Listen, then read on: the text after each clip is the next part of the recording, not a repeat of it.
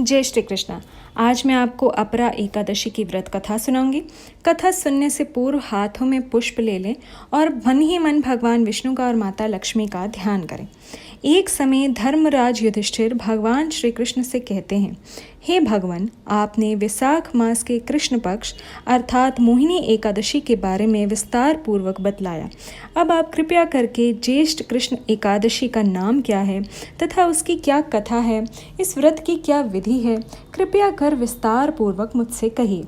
भगवान श्री कृष्ण कहने लगे, हे राजन, ज्येष्ठ मास के कृष्ण पक्ष की एकादशी को ही अचला एकादशी व अपरा एकादशी इन दोनों ही नामों से जाना जाता है। ये एकादशी सभी प्रकार के पापों का नाश करने वाली, अपार धन्य व पुण्य देने वाली, इसके प्रभाव से संसार में प्रसिद्धि भी प्राप्त होती है। इस दिन भगवान श्री हरि के त्रिविक्रम स्वरूप का पूजन किया जाता है व विट्ठल स्वरूप का भी पूजन किया जाता है। अपरा एकादशी व्रत व पूजन के प्रभाव से ब्रह्म हत्या, दूसरे की निंदा, झूठ बोलना, झूठे शास्त्रों को पढ़ना व उनका बखान करना, गुरु की निंदा आदि पाप जो कि क्षमा योग्य नहीं होते, किंतु अपरा एकादशी के व्रत के पुण्य से इन सभी पापों से मुक्ति भी प्राप्त होती है। अपरा एकादशी की कथा अब मैं तुमसे कहता हूँ, ध्यान पूर्वक सुनो।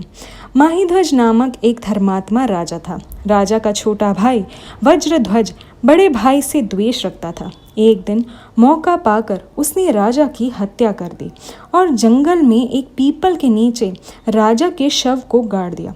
अकाल मृत्यु होने के कारण राजा की आत्मा प्रेत बनकर पीपल पर रहने लगी तथा मार्ग से गुजरने वाले प्रत्येक व्यक्ति को आत्मा परेशान करने लगी। एक दिन एक तपस्वी ऋषि रास्ते से गुजरे।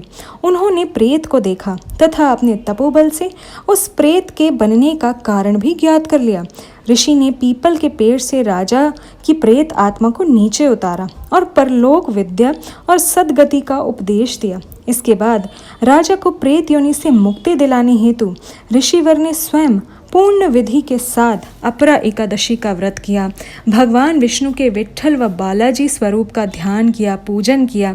इसके बाद उन्होंने द्वादशी तिथि के दिन सूर्य उदय के साथ ही व्रत का पूर्ण फल राजा की प्रेत आत्मा को प्रदान किया। अपरा एकादशी का पूर्ण फल पाते ही राजा की प्रेत आत्मा प्रेत योनि से मुक्त हो स्वर्ग को चली गई।